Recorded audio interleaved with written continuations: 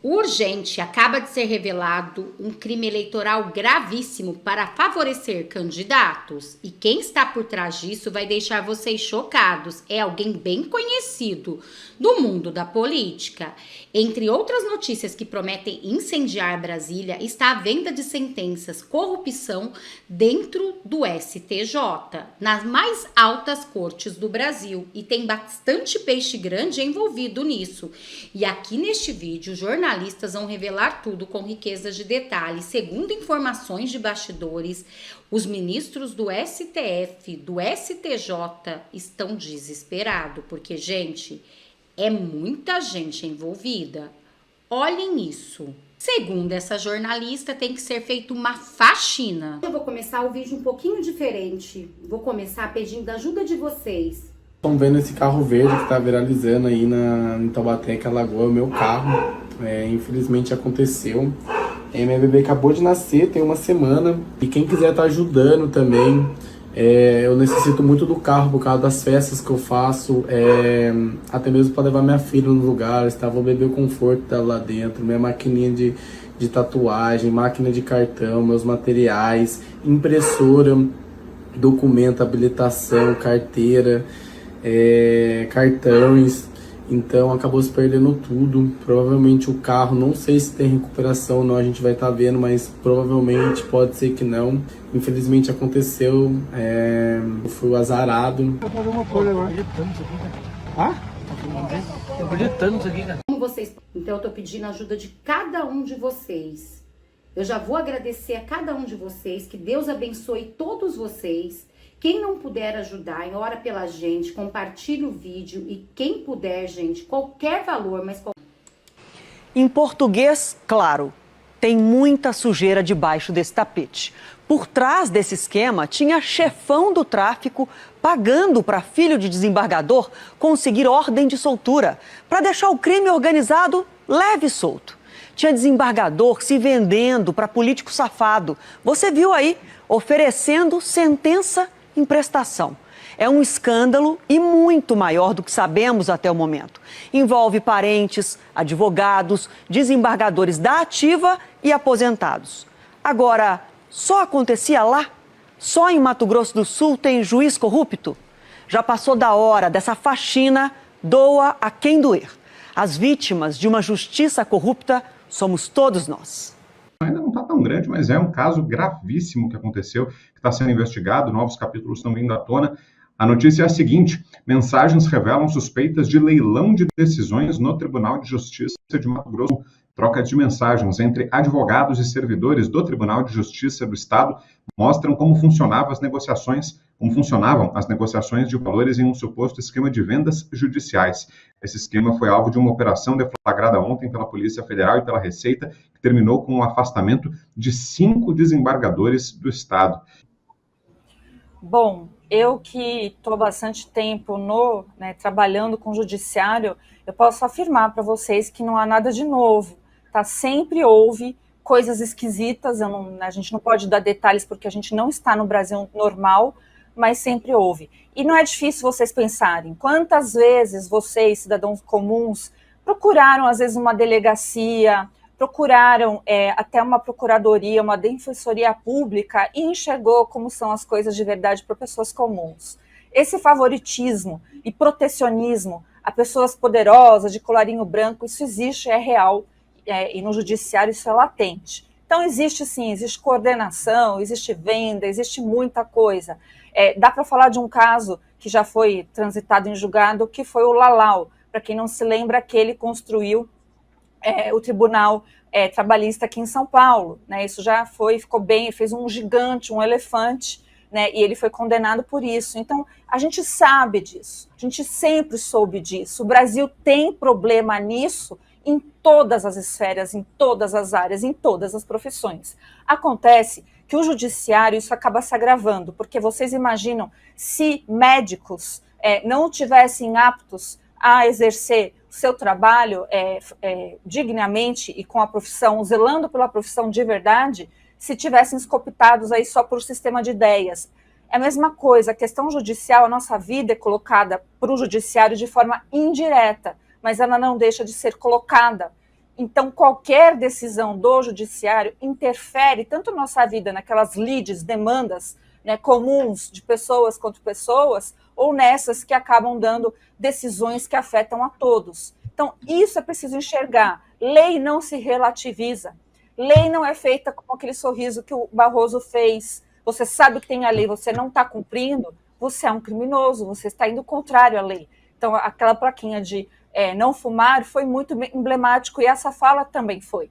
Então, é preciso voltar tudo. E esses escândalos aí que a gente está falando, eu penso que é um tempo de depuração, que venham todos à tona, todos, sem exceção, porque justamente eu espero que o Brasil seja símbolo de alguma coisa no mundo. Eu espero que seja de justiça e não de justiçamento. A gente tem hoje um judiciário que faz o justiçamento. Tem uma outra notícia aqui na nossa pauta, é a número 10, tá, Cláudio? Que tem tudo a ver com o que a gente está falando aqui, que é o seguinte: instituições financeiras promovem jantar em homenagem a Toffoli. Instituições do setor financeiro organizaram um jantar em homenagem ao ministro Dias Toffoli, do Supremo Tribunal Federal. O evento reuniu representantes de importantes instituições financeiras do país. Volto aí com você, Consta. Será que está no mesmo pacote, por exemplo, disso que você mencionou, que é algo muito questionável mesmo, a relação de escritórios de advocacia de parentes de ministros com o Supremo Tribunal Federal? Também esse tipo de evento é inadequado, Consta? Está nesse pacote?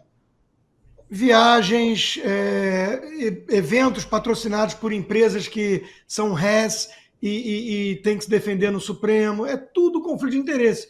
Em uma palavra, Brown, promiscuidade. Promiscuidade. O Brasil é um país que tem o patrimonialismo, que tem o jeitinho, a camaradagem, é uma extensão da grande família. O saudoso embaixador José Oswaldo de Meira Pena escrevia bastante sobre isso, né? Uma república pressupõe o quê? Isonomia, igualdade perante as leis. O Roberto da Mata chamava atenção para essa diferença dos Estados Unidos com o Brasil, com uma tirada, né? Quando o sujeito é pego fazendo algo errado nos Estados Unidos, furando uma fila, a reação imediata é quem você pensa que é. Né? Ou seja, por que você está se colocando acima da regra, da norma? É o império da lei, não dos homens. No Brasil, se acontece alguma coisa, o cara fala, você sabe com quem está falando? Que é a carteirada. É o red carpet, né? O carpete vermelho para as celebridades e autoridades. Então está tudo errado. Está tudo errado. Ou a gente quer uma república, ou a gente vai virar várzea. E várzea é a tribo mais forte que manda. É o império dos homens, não das leis. O Brasil é isso. Tem uma turma forte, os donos do poder. Eles têm a caneta na mão, eles fazem o que eles querem. E o grau de promiscuidade é escancarado. Escancarado.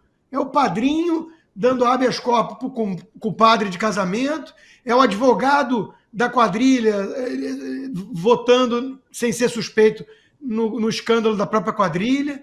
É um negócio assim, não tem nenhum critério minimamente republicano. Lembrando aqui o que tinha lá, a questão do César, né? A mulher do César não basta ser, tem que parecer. Então, eles não têm nem esse pudor de fingir que há uma certa liturgia do cargo, um respeito. Não, eles acham graça, eles debocham. O negócio infelizmente virou escárnio total. Ô, Fabio, eu lembro de ter ouvido algumas vezes, não vou saber precisar a fonte, mas você que é advogada já deve ter ouvido muito isso também, que a vida de um juiz é feita de sacrifícios. Uma pessoa, quando ela entra na magistratura, ela tem que fazer alguns sacrifícios pessoais, ela tem que deixar de frequentar alguns lugares, deixar de falar algumas coisas, não pode ter perfil em rede social, por exemplo, algo inimaginável, opinar sobre tudo. O que a gente vê aqui no Brasil é que os juízes não têm a menor preocupação. O sacrifício parece a última coisa que fazem, participam de jantares como esse, o ministro vai ser homenageado por banqueiros, recebe um jantar com toda a pompa e circunstância. Parece que esses sacrifícios para os juízes brasileiros não existem, né, Fabio? Perfeito ponto, Brown, é isso mesmo, né? Nós aprendemos isso, primeiro com os nossos pais, né? Esses são valores que você carrega para a vida inteira, mas a faculdade de Direito, ela acaba enfatizando se for uma boa faculdade ou se você estiver ligado no que realmente importa, né? Porque você precisa ter essa separação, como eu falei, o judiciário tem uma importância tão grande porque você está lidando com a vida das pessoas indiretamente. Vou elucidar, eu vi, infelizmente, na minha carreira, pessoas se suicidarem, no plural, tá? Nesse fórum que eu comentei aí do Lalau. Por quê?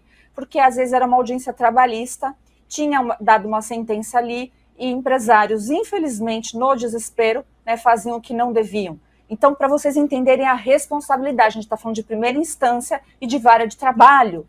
Eu nem estou falando dessas outras que têm, às vezes, uma pressão um pouco maior, vara criminal, civil, não, estou falando de trabalho. Tá? A pessoa vê diante de si uma derrota, financeira principalmente, e acabou ocorrendo isso. Então, os juízes, ele tem o dever de ser um cara correto, uma mulher correta, imparcial e zelar pelas leis. Sem eles, não tem nem chance. Assim como eu estendo isso para o Ministério Público, que é quem zela por tudo isso. Quanto mais independência tiver o Ministério Público, quanto mais independência tiver a magistratura, mas para a liberdade, não para a libertinagem, melhor será a sociedade.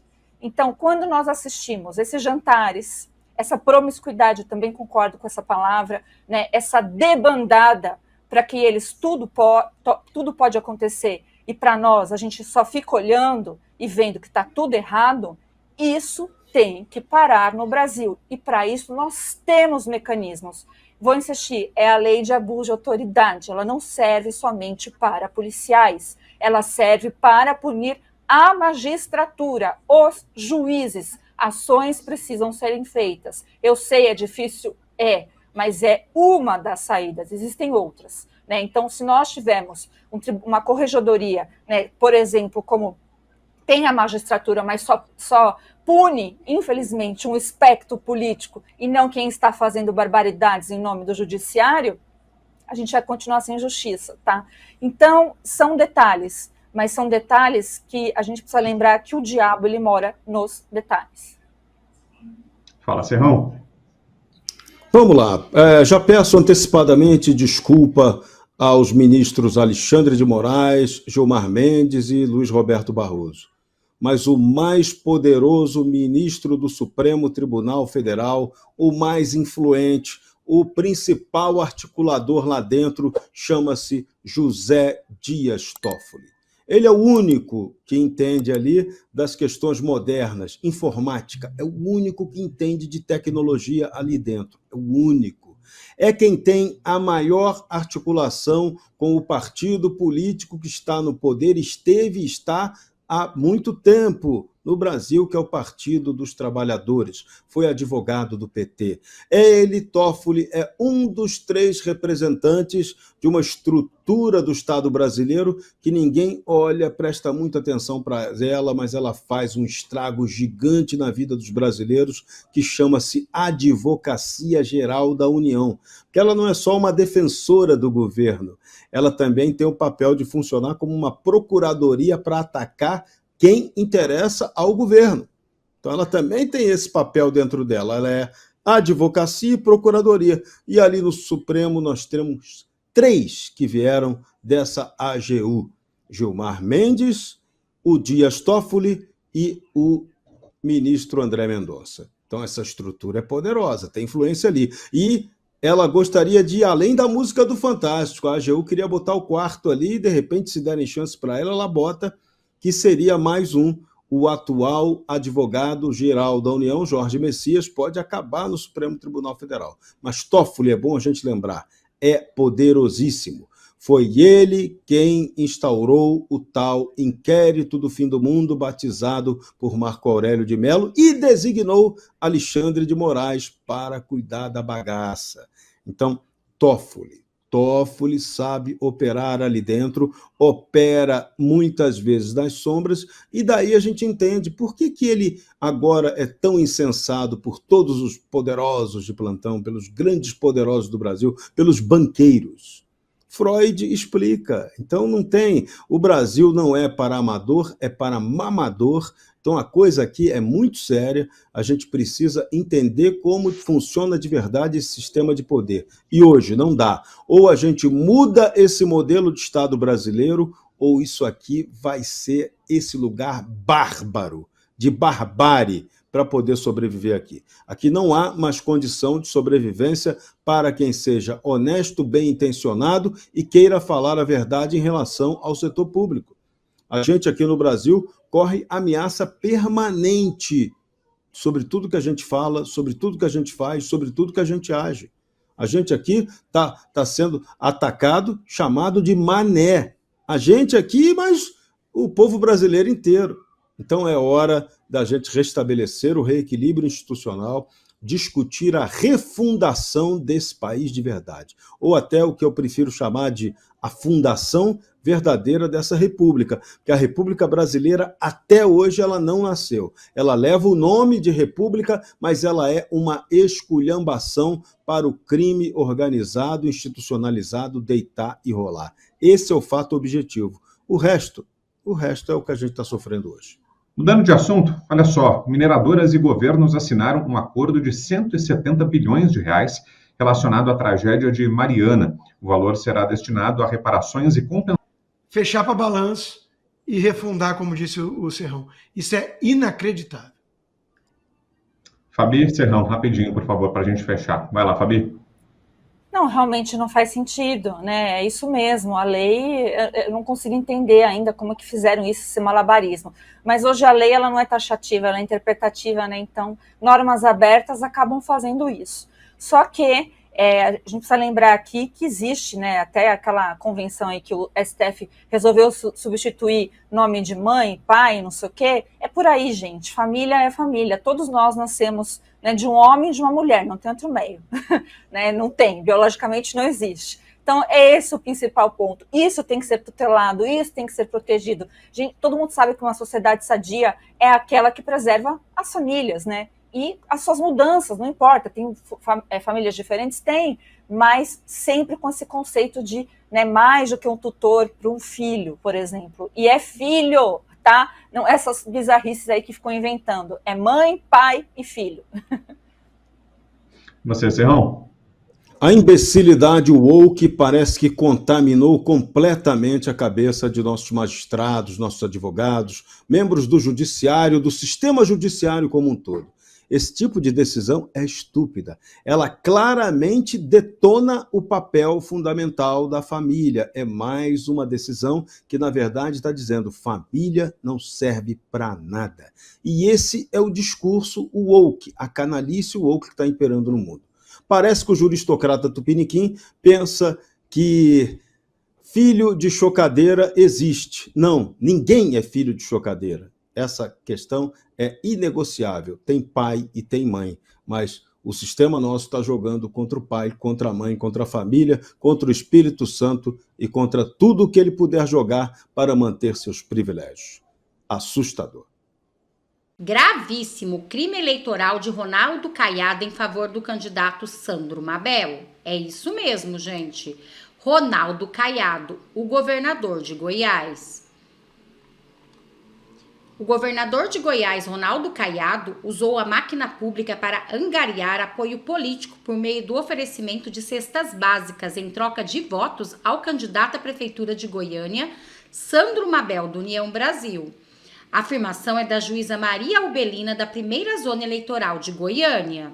Aspas, verifica-se que as condutas praticadas pelo governador Ronaldo Caiado em conjunto com o candidato Sandro Mabel estão fazendo uso da máquina pública para angariar apoio político por meio do oferecimento de cestas básicas em troca de voto.